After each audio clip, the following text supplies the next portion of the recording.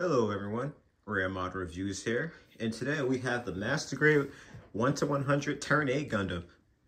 Now this one is going to be a bit of a special one, mainly because this particular kit here was the 100th Master Grade ever made, so it was kind of like a celebration.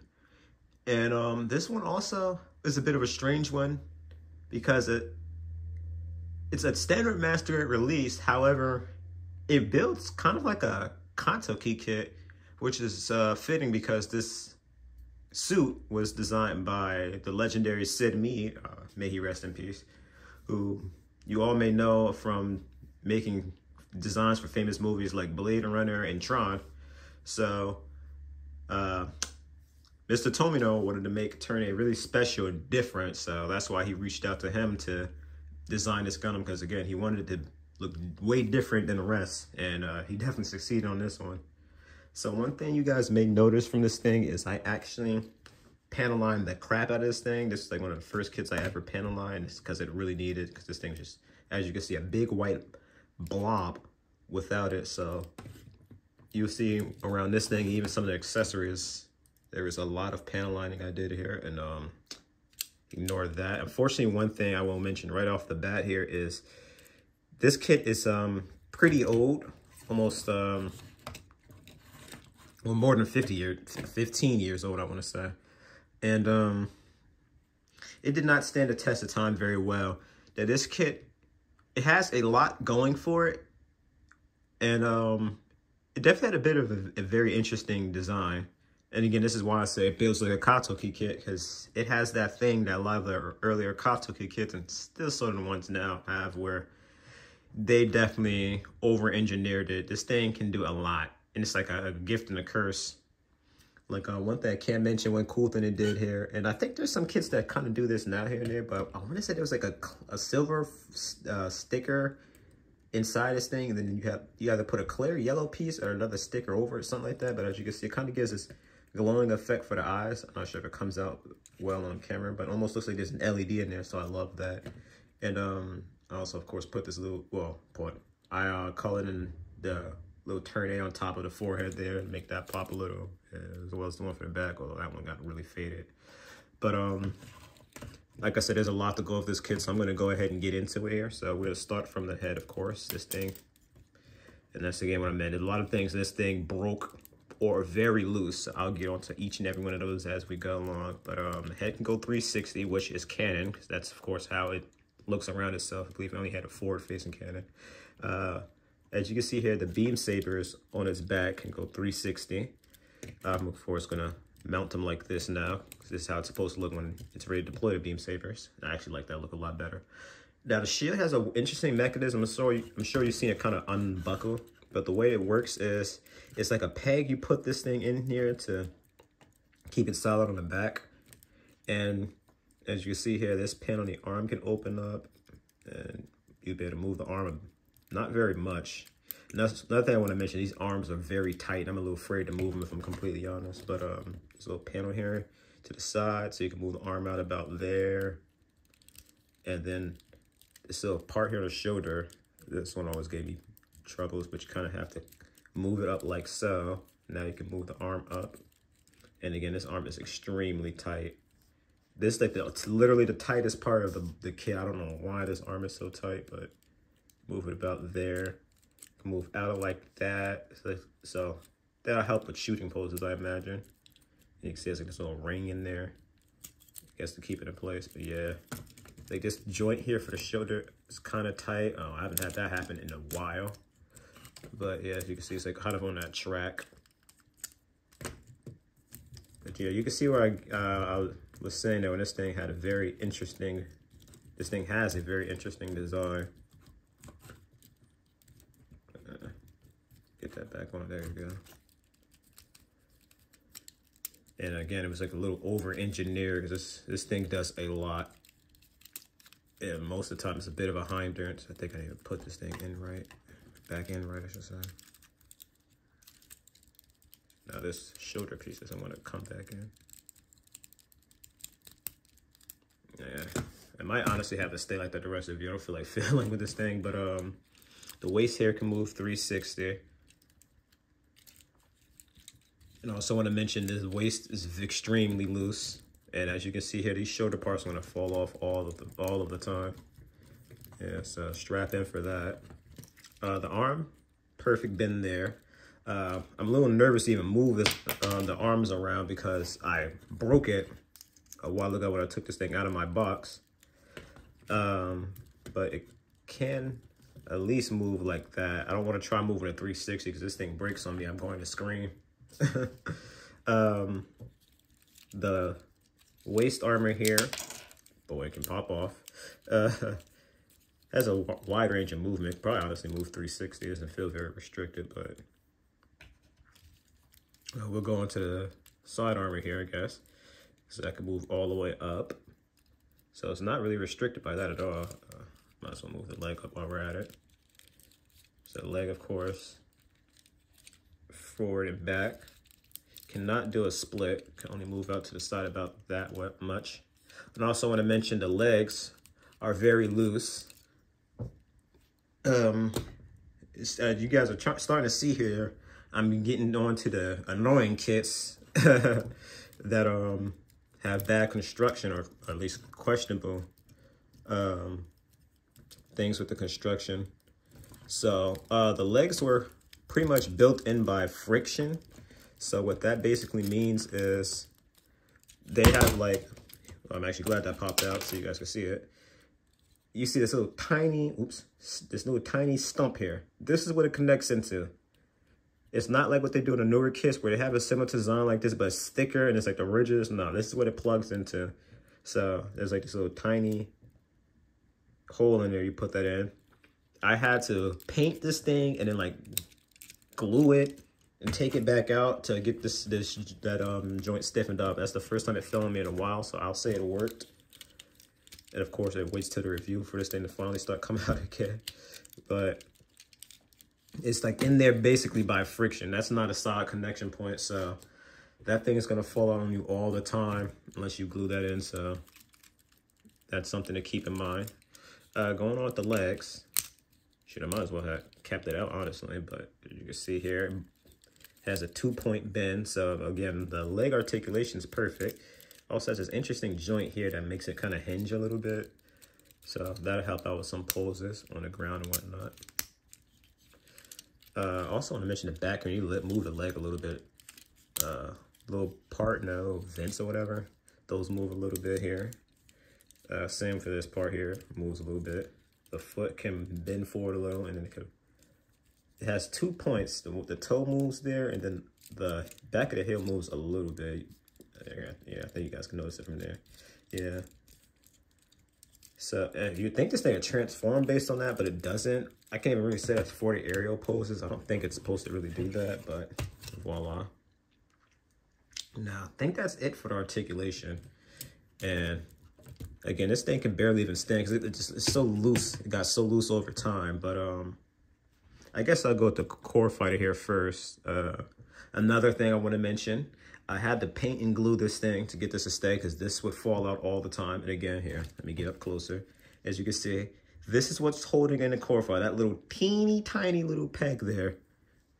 So of course I liked and painted the crap out of this thing. I'm sure you guys can make it in there and paint the figure because again, I love the Turn A, hence why I even have it, because I'm sure most of you who are longtime Gundam fans know the Turn A is like the black sheep of the family here, so there's not many people who like this thing. Oops, of course that falls out. So I believe this is how you're supposed to transform it. Just need to pick the cockpit back up. I believe this thing has a swivel. I think that's more so for the transformation. It doesn't really have anything to let you take it out. Oh, I want to focus. There we go. So, I mean, yeah, and that's another problem, of course. This thing's in by friction. There's nothing that snaps this cockpit on. So, as you can see, it falls out all the time. But, yeah, there's the core fighter there. Now, one thing I really wish they did was, if you guys remember from the show, I don't know if it was in a movie, but I know it was in a show. Loran actually got the Turn A stolen by Gim and his subordinates. So they end up, well, Loran escaped in a core fighter, and I believe that's the first time they ever showed that off. And then they put like this little black pseudo cockpit here. So I would have loved if they had like that, sort of like they do with the 00 kits, where they had the what is that thing called? The GN battery or whatever they call that thing. The GN condenser, that's what they call it. Yeah, so I would love if they did something like that with this thing. Next up, Steg had a pilot figure. Now I want to mention this was like the first pilot figure they ever made that had like a little stand with it. So I love that. And it also comes with a cow, which is a weird one, but it comes from the fact that in the show, Loran ended up carrying a cow out of the village or whatever in his chest. And as you see the little hatch there that fell off earlier, again, this is what I meant by this thing was over-engineered, but there's like these little hatches that open up to reveal these missile silos in his chest. So as you can see with this one, these are the only two that held up well. They all were painted in gray, like the chest here, but I'm painting the missiles red, so dark red. Probably could barely make it out. But of course, the other side can move up too. Those two in particular, those pop out. But what you're supposed to do is you're supposed to take out the little part in the chest there, and then you'd be able to put the cow inside. Again, that's like how he carried the cow in the show. So it was a cool little detail that they did. And of course, you want to look at the little sock in the chest here. As you can see a little better in the back of the red missiles. But actually, I'm going to keep this out for a second, because one other interesting thing they did was there's actually this little T-shaped cross here for the chest. So what this is about is Sid Mead's original design for the Tournay called for the chest to actually be white. But due to animation limitations, it was easier for them to make that T blue instead. So that's why you get the blue T. But I personally always have this thing with the white T, because I personally think it makes it stand out a lot better instead of the chest just being all blue. I like that little bit of white to kind of help break it out a little bit. So, of course, you want it more anime accurate and all that. You can use a blue one, but again, this is what I prefer. And also, these little bottom panels here. Actually, I probably should have kept the T out. They're a little easier to get out with the T going. But these also open up, and I can get up to. I think these ones open up to the side. You gotta pull them out first, I believe. Yeah, but you get the gist. Like, these are supposed to kind of pull out, and what these are basically like beam shotguns right here. But I don't want to mess with these. I feel like it was gonna break. But again, that's another piece that could come out. So that, I believe that's it for those accessories. I mean, real quick, I just want to show off. I'm probably not gonna put them in, honestly, but it has a additional set of hands. These ones are just relaxed hands. Nothing special about it. That's just if you want to have this thing standing there, basically. I personally think they should have put a fist in instead. If they're going to do an additional set of hands, it should always be fists, because most of these kits already can do a pretty good relaxed hand. I mean, come on now. So again, these are the old school hands. That means the thumb has a wide range articulation. Unfortunately, again, this is another gripe I had this kit. The freaking thumb. And a lot of these kits like this too. This is one of the reasons why I don't complain about them doing the bracket hands too much anymore. Honestly, I had so many bad kits with hands like this. It's like, you know what, I get why you guys did it now. But thumb can go basically wherever as per standard for these kits. I believe these fingers were actually the three that are together, and then the one that was moving. I think this is like the only kit I ever took them apart. And I forget if there's a reason why in particular I didn't do this or anything else, but yeah, these aren't supposed to all be able to move on their own, if I'm not mistaken. It's just something I did for this kit in particular. But of course here, the beam sabers. I did not mean to pull that out, but whatever, that works. You just slide them off on that track here. And of course I'll put this back in. Still mad this freaking piece came off, because now I don't want to do it on camera, because I got to really fiddle with that thing, but that's not going to stay on right anymore. But of course, this thing comes with two beam sabers, and if you were curious, this other one can come out as well. So I just want to show that off. I'm not going to put them both in because that's kind of redundant, but that might stay like this for that for now because I don't feel like, again, fiddling with that. But of course, it has this, and again, it has this very interesting placement. Say focus. Let's focus on the Gundam, the beam saber. Let me back up my way. Maybe I'll calm this thing the heck down. But anyway, even make that out. Hey, that's not fun. I don't want to touch this thing. Last time I touched it, it got the entire video blurry. But basically, it's just a very thin beam saber. It's unique to this kit. I don't think anyone's ever, any other kids using it on now wants to focus. So of course, you just plug that in like so. And there's a peg in the either side of the beam saber.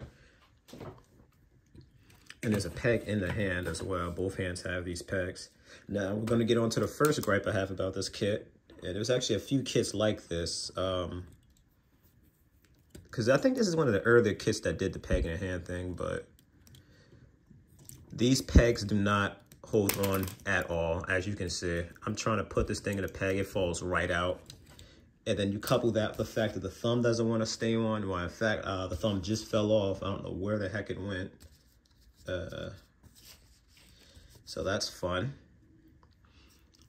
And then again, like I said, this little piece here in the arm always falls off. And half the problem is there's like a movable piece on it, combined with the fact, again, this is like a little friction-based peg. So you can get the beam saber in the hand, but again, it takes a lot of filling, and I don't feel like doing that. So another accessory it has here is the Gundam hammer. So this one also has a peg in the in it for you to put in the hand. And if memory serves me correctly, oh wow, this one surprisingly holds actually. So you can actually have the Gundam hammer in this thing. Of course, there's no stand or nothing for it. They do have action-based files and stuff, so you might be able to maybe pull something off with one of those. But at the time, this is literally all you'd be able to do with the Gundam hammer. Just have it kind of hold it like that, like it's gonna use it. Here's the thumb. It ironically fell on the floor. That's how I found it. But next up, we have the beam rifle. So this is another one I panel lined the crap out of because, again, of course, it was just a white block with some red pieces there. So one cool thing you could do with this is you can actually slide this open and reveal this handle here, which you could twist open. Now, again, much like many kits like this, you can have him. Oh, also want to mention you could slide the handle out, but this thing's very loose. As you can see, one little tap and it falls in. So anyway, you can have him hold the beam rifle two-handed. Also want to mention holding this beam rifle is very awkward, and couple that with the thumb wanting to fall out all the time, and the freaking handle being so loose. Yeah, it's a nightmare holding this thing. And also, if you couldn't tell just by looking at this peg is like, that's just like what I meant with some of these kits. It's so badly designed. It's just like, did you guys even try? This peg in the hand is already kind of small, and then you combine that with the fact that most of the pegs for weapons aren't even like designed to like hold these things. Like, I'll be fiddling with this thing forever trying to even hold the weapon. You can pull off the pose where you hold the gun like this and then put it in the other hand like so. I've done it before, but it takes a long time to do, and honestly, I do not feel like fiddling around with that thing at all.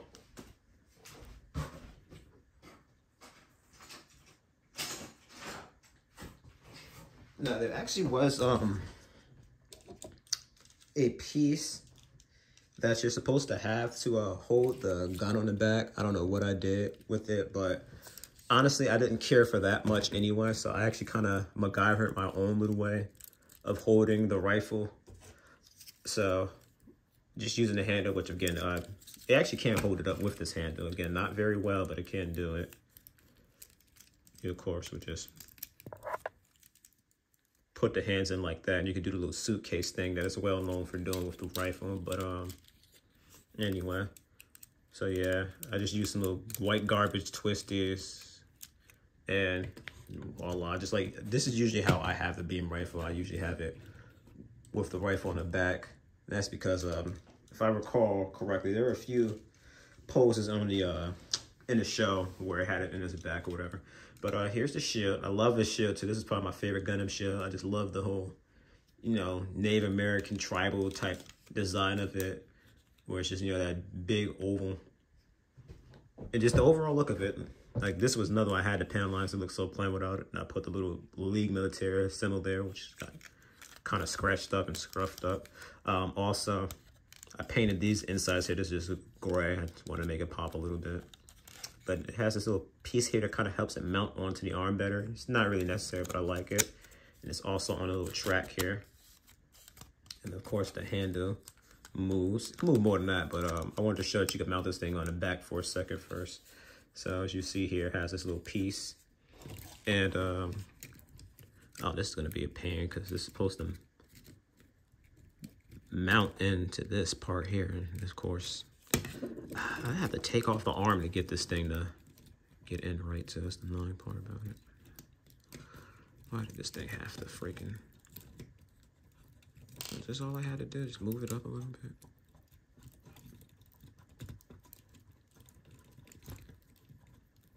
Let me see if it fits in now. There we go. I think that got it. But yeah, you can see there's like a little hole you're supposed to put in there. I think this shield comes in here. It might go on the other side, actually. Let's see in a second. I feel like it's supposed to go on this side, actually. Hold on. Yeah, because there's supposed to be one for the rifle too, but like I said, I don't know where it is, and I don't like that one anyway because I don't like the way it looked.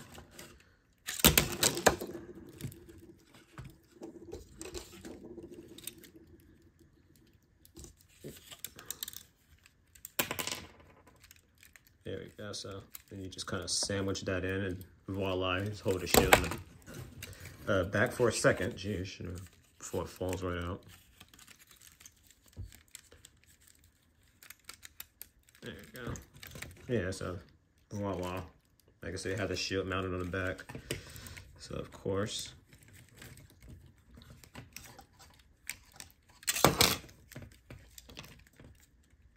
Oh wow, the shield fell apart on me. That's fun.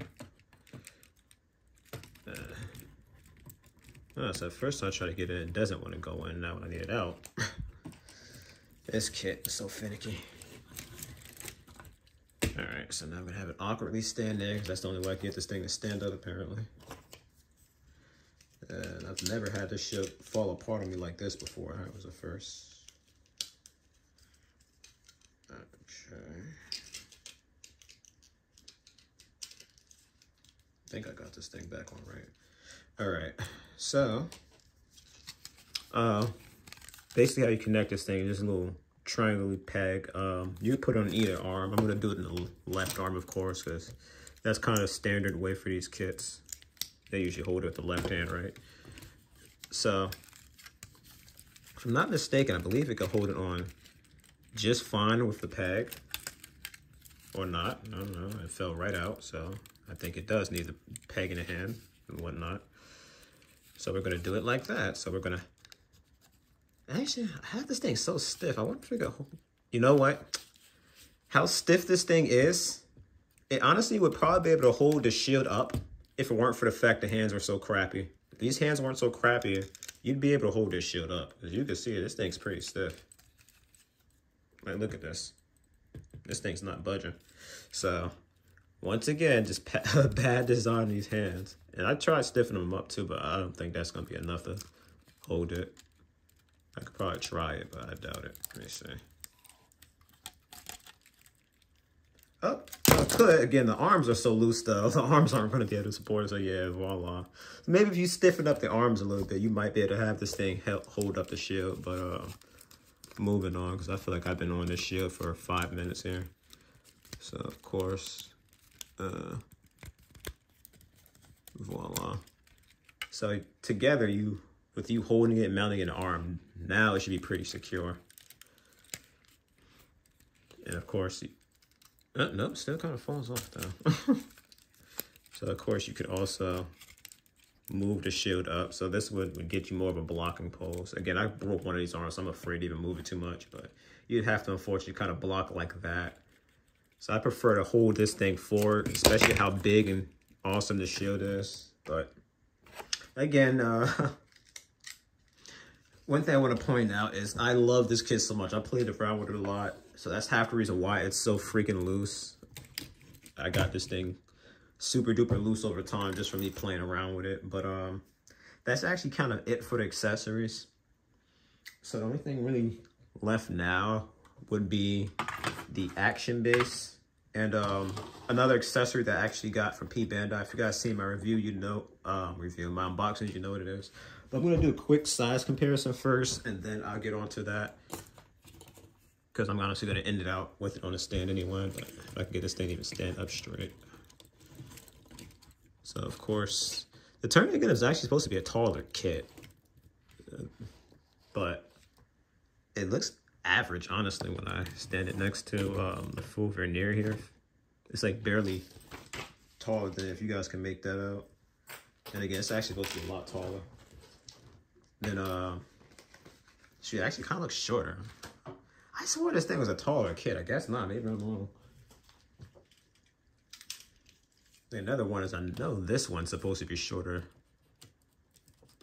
Although, I don't know. I feel like they didn't scale this thing right. I swear this thing's supposed to be really short, but voila. So, there's a quick little size comparison. I'll eventually bring it back and compare it to something else later on if you guys want to see it next to something humongous. But one thing I wanted to point out is this is the actual action-based connector for this thing. There's actually supposed to be a piece on the back that was supposed to plug up one of the holes here. You guys can make that out right there, but it fell off literally before I reviewed this thing, and I'm not looking around for it, so that thing is going to have to be MIA for the review. So basically all you do for this piece here is you just go plug it into the back like so. And then this base came with the little accessory pack for the Moonlight Butterfly. Again, I'll get into that later. So all you do is just plug it into the back like so. Voila, now you got this guy in action base. And of course, this actually kind of help with the standing issue it has too. Move it back so you guys get a better look at it. But yeah. So when this thing first came out, everybody wanted this thing to have a Moonlight Butterfly. In fact, half the reason why is if you look, there's like these little pieces here that they even advertised. That just fell out, that broke a while ago, so that's why. But there's like these little pieces here that like move out to the side, and they say, oh, this is where the nano machines come out for the Moonlight Butterfly. So of course everybody's reaction is, where is the Moonlight Butterfly effect? Why doesn't it have one? So thankfully the next kit that came out of this, I believe it was the Destiny Gundam. They made the Extreme Burst version for it as well, so that helped with that little issue people had with it. But me personally, and a lot of other people, we made little bootleg stuff like this to fix that issue. So basically this is just like a piece of plastic from a binder, and I have like a little hole I bore out through it there. And what I basically did was I just wedged the little action base adapter there into it. And of course you just plug that piece in from the back. Actually put this in upside down. And yeah, I just mounted it into, you know, the base, and voila. So there was like my little bootleg Moonlight Butterfly effect for it. Of course I'd be able to fix that a little bit, but I want to show the real deal. So you guys know how something crappy would look. And next you'll be able to see something not crappy. But I'm still proud of the ingenuity I was able to pull off from it. That was like one of my first MacGyvers I've done, so I love it. So this is the actual effect. And as you guys can see, let me bring my piece of crap back in. You can see it's a night and day difference, you know. This one's like all holographic and looks more accurate. And mine's not so much. So they actually have a little piece in here that you can take out. I don't know why they even bothered doing this, but basically all you would do is plug this into the back there. And then you also want to mention this thing has a, let me go through this first. This thing has a lot of articulation with it. First and foremost, the wings, as you can see, go 360. They, you know, can flap all those ways. Everything swivels. So there's a lot of range of motion you can do with the wings there. So of course you just throw that on a stand there. I'm gonna actually fix this thing into a half decent pose this time. I didn't put the beam saber in the track, but it's fine. I'm gonna move it a little bit, screw it. But yeah, that's basically all you do. You just, and then you just mount the wings in there. I don't know why this one's so loose. So I literally just built this thing like a couple days ago, but that's like basically what you do with it. Only problem is when you have him standing up like that, he wants to kind of lean over. So you'd have to kind of fix it on the base a little better to avoid that. But one cool thing you can do with this thing that I pulled off and fiddled around with it is you can actually, done it before too, hold on.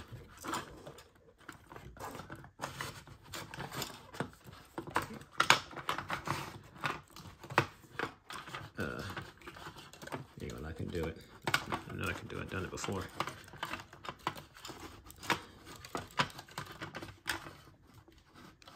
Just gotta get it just right.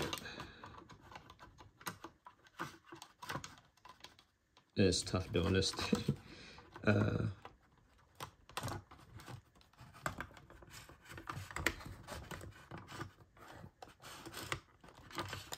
might have actually had this a different, maybe like this, let me see.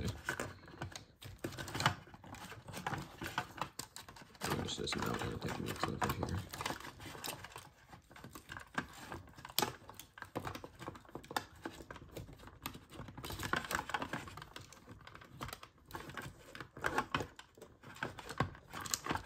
Oh, that's what it is. No wonder why. Thing was like thin as much as it could have been. Let's get in there. There you go. So voila. That took a lot, but yeah, you can actually have them lying down on a stand as well, as you can see there. So if you want to have them flying forward, voila.